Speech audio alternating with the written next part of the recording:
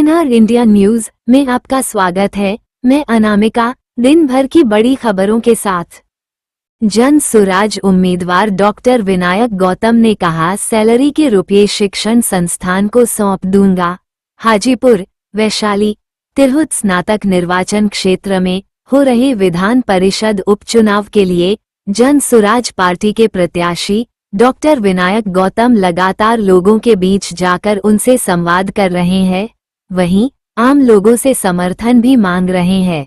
साथ ही लोगों से शिक्षा और स्वास्थ्य व्यवस्था को ठीक करने का वादा भी कर रहे हैं।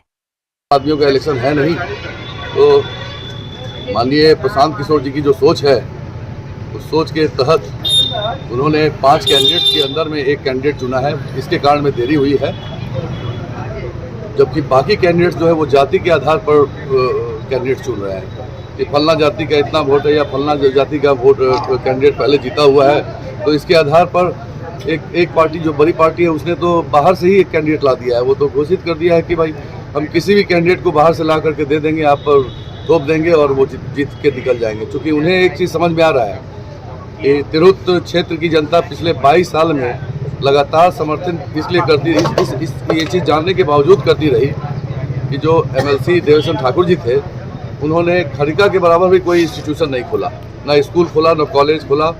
यहाँ तक कि वो विधान परिषद के सभापति भी रह चुके हैं। उसके बावजूद भी उनका पर्सनल योगदान कुछ भी नहीं है। वो सैलरी तो मैं खुद बोल रहा हूँ कि सैलरी मैं नहीं लूँगा, लेकिन मैं नहीं लूँगा मतलब कि मैं सरकारी तंत्र के हवाले नहीं करूँगा। वो जो सैलरी है वो शिक्षण संस्थान में बटेगी। वो 2 करोड़ रुपया जो है उसमें 20% का एक मार्जिन कमीशन जो है वो ठेकेदार लोगों को मिलता है। तो मैं जज का तस शिक्षण संस्थान में दे दूंगा। ये कोई बड़ी चीज़ नहीं है, वो हमारी प्रॉपर्टी नहीं है, वो जनता की प्रॉपर्टी है, जनता के लिए दी जा रही है।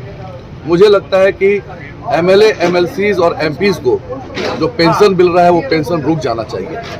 हो सकता है कुछ न कुछ प्रलोभन लोग के कारण में ही लोग नेता बन रहे हैं आज के डेट में कि बॉडीगार्ड मिलेगा, पेंशन मिलेगा, हवाई जहाज का टिकट मिलेगा, रेलवे का टिकट AC फर्स्ट क्लास का फ्री मिलेगा।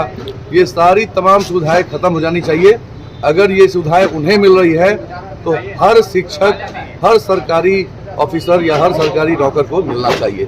MLC या MLA कौन सा एक एक्स्ट्रा क्वालिफिकेशन है, उनके पास में कौन सा क्वालिफिकेशन है? आपको ये जान करके आश्चर्य लगेगा कि आज के डेट में जो राजद का कैंडिडेट है वो उन्होंने एक वित्त रहित कॉलेज खोल रखा है, और वित्त रहित कॉलेज में जो शिक्षक हैं उनको जो सरकारी अनुदान मिल रहा है वो भी उसमें से भी वो चूस रहे हैं। तो ये तो गिद्ध का काम है। गिद्ध जो होता है वो बेचारे शिक्षक अपना जीवन दे रहे हैं इस आस में कि कभी उनको सरकारी जॉब मिल जाएगा, और इस समय में जो अनुदान मिल रहा है उसमें से भी वो पैसा ले रहे हैं। मतलब कि एक तो शिक्षक, वित्त रहित शिक्षक जो है उनको भरपूर सैलरी भी नहीं मिल रही है, और उस शिक्षक के जो सैलरी जो अनुदान मिल रहा है उसमें से भी आप